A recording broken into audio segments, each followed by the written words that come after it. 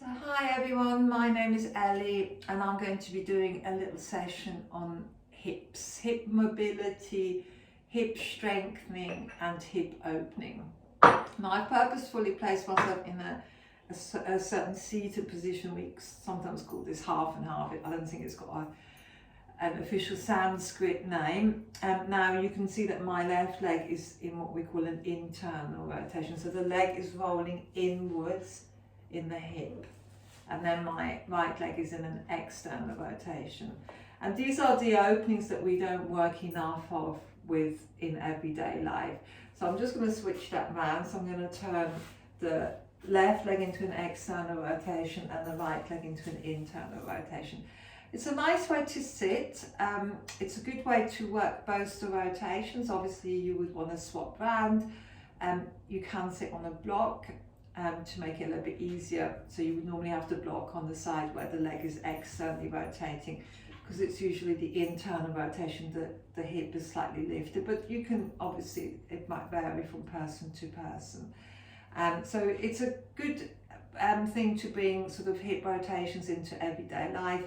And obviously we spend a lot of time in seated positions, and I know obviously it's difficult to sit like this on a chair, but if you're sitting on the floor that would be an option. And then obviously classic cross-legged positions, and there's sort of variations from that. So we're going to take you now into some hip strengthening exercises, and for that I'd like you to come and lie on your right side and bending the knees, and then if you bend your right elbow cradling the head, or you can have your right arm straight.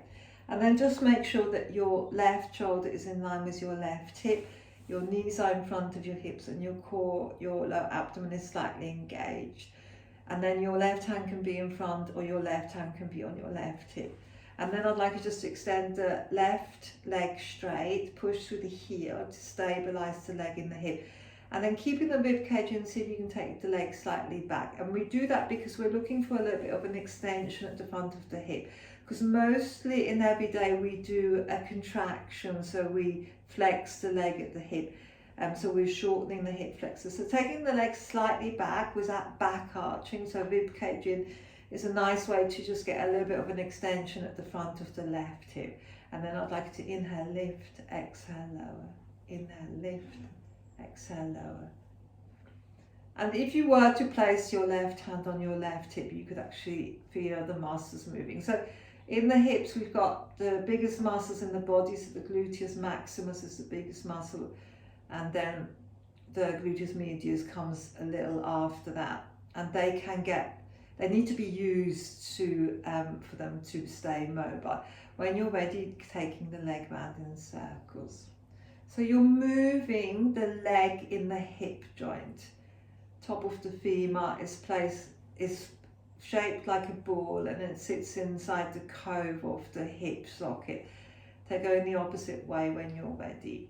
So if you sort of visualize that you're moving the leg around, and you've got a good range of movement in the hip joint, unless there's tightness due to mostly lack of mobility. And then when you're ready, see if you can bring knee to knee, lift the foot, and then foot to foot, lift the knee. So when you take knee to knee, you're taking an internal rotation, and when you take foot to foot, you're taking an external rotation. So then you can feel the muscles working. So we're really trying to work all the muscles in the hip joint, stretching, moving, mobilizing. Good. And then when you're ready, heel to heel, big toe to big toe. And this is the one that looks easy, but actually it targets the deeper hip muscles. So it goes sort of deeper in, and you can probably really feel that. My students tend to call it the little nasty one. Good. And then when you're ready, release. Make a fist with your left hand and give your left hip a little bit of a massage. And then we're going to come and lie on the left side. So when you're ready, come and lie on your left side in the same way as you did on the right side. So bending the knees, left arm can be bent, or you can have the left arm straight, resting the head. Make sure that your right shoulder is above your right hip. Core slightly engaged, extending the right leg.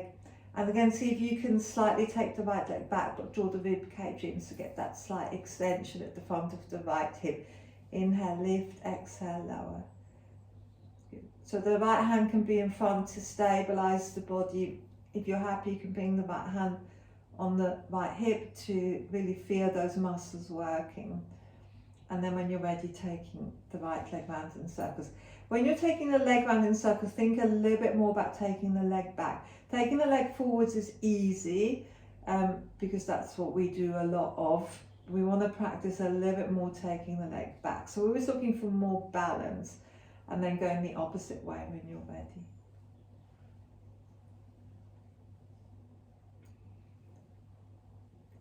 Good, and then when you're ready, knee to knee, lift the heel, foot, and then foot to foot, lift the knee. Again, try and really internally rotate as you take knee to knee, and then externally rotate as you take foot to foot.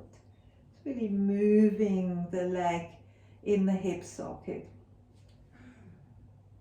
And again, you should probably start to feel this, and you might find that one side is stronger than the other. And then when you're ready, heel to heel, big toe to big toe. So getting a little bit deeper into that right hip socket. And the little muscles underneath the big muscles can get very tight, and they can be very painful.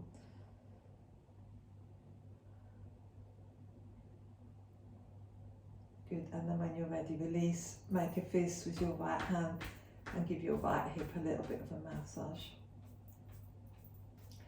Good, and then I'd like you just to come and lie on your back, bend your knees. Now we're going to just work with some hip stretches. You're going to take the outside of the right ankle just above the left knee. Flex the right foot, and initially just take the arms by the sides and try and keep the body relaxed, and just sway the hips slightly from side to side. So you're sort of in a figure of four. This is a nice position for the leg in the hip to really stretch the deeper and the more superficial muscles.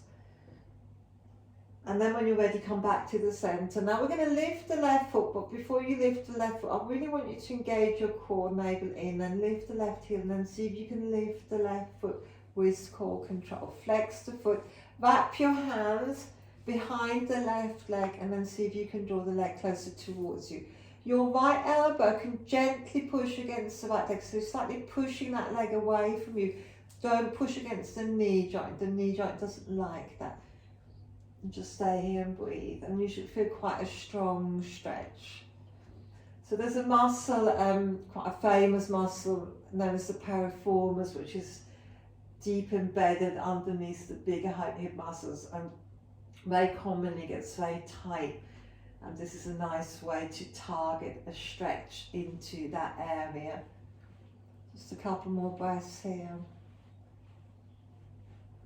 Good, now we're going to come into a twist, and for that I'd like you to keep the legs where they are, but take the arms to the side, and then take both legs over to the left side. Now once you're on the left side, I'm going to move over a little bit, see if you can just rest. So if you need to change anything, do so. So for example, if you want to take the right knee a little bit more snug over the left knee, that's quite comfortable. Wherever you are, turn your head to the right. Now with your arms, if you don't feel enough of a stretch, so this is also a nice shoulder stretch, you could bend the elbows, arms shoulder height, so your arms are in a cactus position, and that often gives a little bit of a stronger stretch for the shoulders. And here we're really stretching the outer right hip and leg, and I'd like you to really try and focus on letting go as you exhale. So inhaling space. As you exhale, really try and let go. Soften, release. So we often hold on to tension without even realizing. Classic example is when we hold tension in the shoulders, hunching the shoulders up, and someone says in a class, what teacher says, drop your shoulders to one student, and all the students drop their shoulders. So it's very common for us to hold tension when we don't need to. We're not even aware of it. So really try and focus on letting go, finding space into this area of the body. Now we're going to move back to the center, but before you do that, actively squeeze the lower abdomen, and then squeeze the legs together and use the strength you've created in the inner legs and the core to smoothly bring the legs back to the centre. Place the right foot down. I'm just going to turn around so you can see me more easily, but you can stay as you are. So this time you're going to take the outside of the left ankle just above the right knee, flex the left foot, and again just sway from side to side. So just easing out into that left hip. Come back to the centre, and again before you lift the right foot, really actively draw your navel in, ribcage in, lift the heel first, and then see if you can smoothly lift the right foot off the mat. Both hands holding the back of the right upper leg as you draw the leg closer towards you, using the left elbow to gently push against the left outer leg, inner leg, pushing it out. Make sure you don't push against the knee joint. Again, you should feel a nice stretch into the inner leg and the outer hip, outer left hip. So you can bring the leg a bit closer.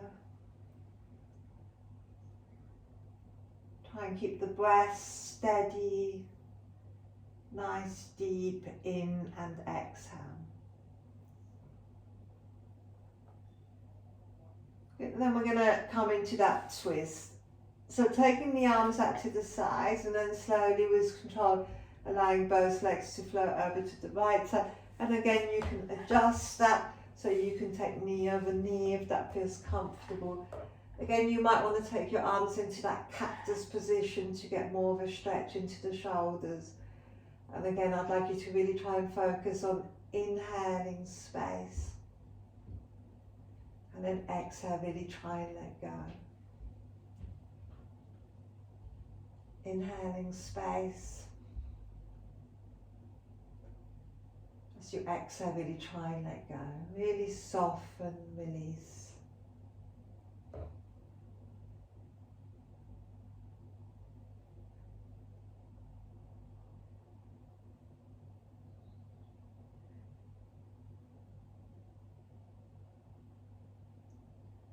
And again, before you move, squeeze the inner legs together, squeeze the lower abdomen, and use the strength you've created in the core and the inner core to bring the legs smoothly back to the centre. Unhook the left leg. Bring both feet onto the mat, and then just briefly bring the soles of the feet together. Let the knees go out to the side. So Supta Baddha Konasana is a really nice pose to open the inner legs and the inner hips.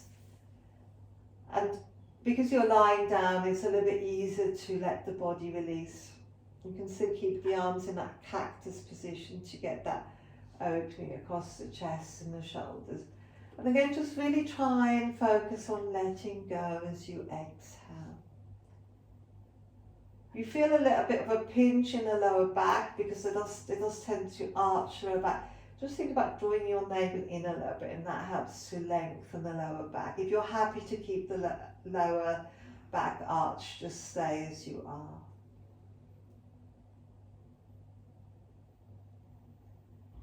Now before you move the legs, again actively squeeze the pelvic floor, inner legs engaged, and then use those muscles to smoothly bring the legs back towards each other. And then see if you can walk your feet really wide apart and let the knees come towards each other. So you'll bring the legs into an internal rotation.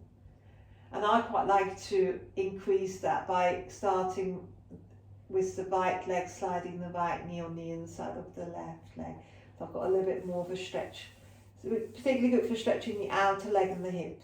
So I get quite tight in my outer legs and my outer hips. Thinking about the IT band, the band that goes all the way from the outside of the knee to the outside of the hip. So for many of us, there's a lot of tightness here. And then you can swap round, right knee comes up and then dropping the left knee on the inside of the right leg. And really try and focus on letting go as you exhale.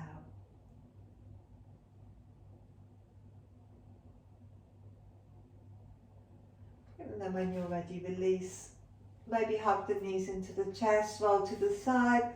Or if you can, just rock into a seated position. So obviously there's lots of other ways in which you can open the hips, and in yoga asana classes we do focus a lot on hip openers, hip strengtheners, so these were just a few little examples. So I hope you enjoyed the session. Namaste, thank you.